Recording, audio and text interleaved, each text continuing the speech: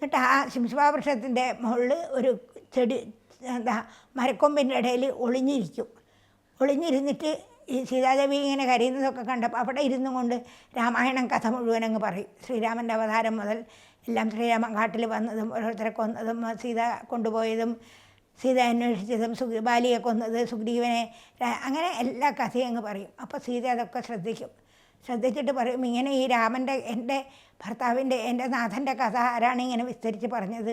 ഇത് ആരായാലും ഇത് സ്വപ്നമാവാൻ വഴിയില്ല, ഞാൻ ഉറങ്ങിയിട്ടില്ല. പിന്നെ ഏതോ ദേവന്മാരാരെങ്കിലും വന്നിട്ട് എന്നെ പറ്റിക്കാൻ വേണ്ടി ഇവിടെ വന്ന് പറയുകയാണോ? അതും എനിക്കറിയില്ല. എങ്ങനെയായാലും ഇതൊരു സത്യമാണെങ്കിൽ ഈ പറഞ്ഞത് ആരാണെന്ന് വെച്ചാൽ ആളെൻ്റെ മുമ്പിൽ കാണാനാവണേ, ശ്രീരാമനെ പ്രാർത്ഥിക്കും.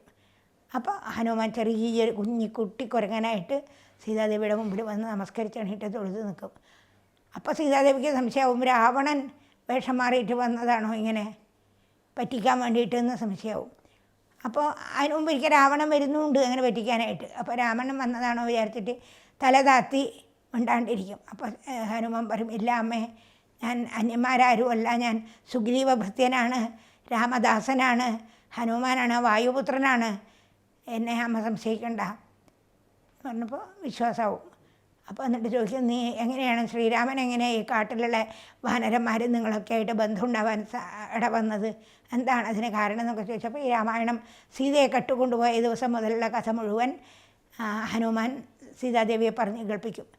അപ്പോൾ സീതാദേവിക്ക് വിശ്വാസം വന്നിട്ട് പറയും, എൻ്റെ സ്ഥിതി നീ കണ്ടില്ലേ, ഞാനിങ്ങനെ കഷ്ടപ്പെട്ട് ഒരു ദിവസം പോലും എനിക്ക് ജീവിക്കാനുള്ള ഒരു സ്വാതന്ത്ര്യമോ സൗകര്യമോ ഇല്ല. ഇങ്ങനെ എപ്പോഴാണ് ഈ രാക്ഷസികൾ എന്നെ പിടിച്ച് തിന്നുന്നതെന്ന് അറിയില്ല.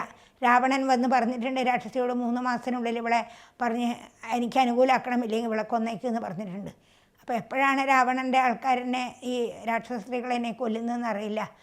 അതുകൊണ്ട് ഞാൻ വല്ലാണ്ട് കഷ്ടത്തിലാണ്. നീ ശ്രീരാമനോട് എൻ്റെ ഈ വിവരങ്ങളൊക്കെ ചെന്ന് പറയണം. പറഞ്ഞിട്ട് രാമനെയും കൂട്ടിയിട്ട് വന്നിട്ട് കഴിയുന്നത്ര വേഗം രാമനെയും കൂട്ടിയിട്ട് ഇവിടെ വന്ന് രാവണനെ കൊന്ന് എന്നെ കൊണ്ടുപോകാൻ പറയണം. നീ എൻ്റെ ജീവൻ രക്ഷിച്ച ആളാണ് എന്നൊക്കെ പറയും. അപ്പോൾ ഹനുമാൻ പറയും, ശരി അമ്മേ, ഞാൻ കഴിയുന്നത്ര വേഗം ചെന്ന് ശ്രീരാമനെ കൂട്ടിക്കൊണ്ടുവരും. ശ്രീരാമൻ ലക്ഷ്മണനും വന്ന അവർ ഈ ലങ്കയിൽ എത്തിക്കഴിഞ്ഞാൽ പിന്നെ ഈ ലങ്ക ബാക്കിയില്ല, അത്ര വേഗം അവരിത് നശിപ്പിക്കും. എന്നിട്ട് അമ്മയും കൊണ്ടുപോകും. അതിന് അപ്പോൾ പറയുമ്പോൾ എനിക്ക് ശ്രീരാമൻ അമ്മയ്ക്ക് തരാൻ വേണ്ടിയിട്ടൊരു അടയാളം തന്നിട്ടുണ്ട് എൻ്റെ കയ്യിൽ, ഞാൻ ശ്രീരാമൻ്റെ ആളാണെന്ന് ബോധിപ്പിക്കാൻ വേണ്ടിയിട്ട് ഒരു അടയാളം തന്നിട്ടുണ്ട് എന്ന് പറഞ്ഞ് മോതിരം കൊടുക്കും. മോതിരം മേടിച്ച് കണ്ണിലും മാറത്തുമൊക്കെ വെച്ച് കരയും സീത. കരഞ്ഞിട്ട് പറയും, പിന്നെ എനിക്ക് വിശ്വാസമായി, നിന്നെ വിശ്വാസമാണ്. അപ്പോൾ ഹനുമാൻ പറയും, എനിക്ക് ഇതിന് പകരമായിട്ട് അമ്മ ഒരടയാളം എനിക്കും തരണം ശ്രീരാമന് കൊടുക്കാൻ. ശ്രീരാമന് വിശ്വാസം വരണ്ടേ, അമ്മയെ ഞാൻ കണ്ടു എന്ന് വിശ്വാസം വരണ്ടേ, അതിനൊരടയാളം എനിക്ക് ഒരടയാള വാക്കും പറഞ്ഞു തരണം.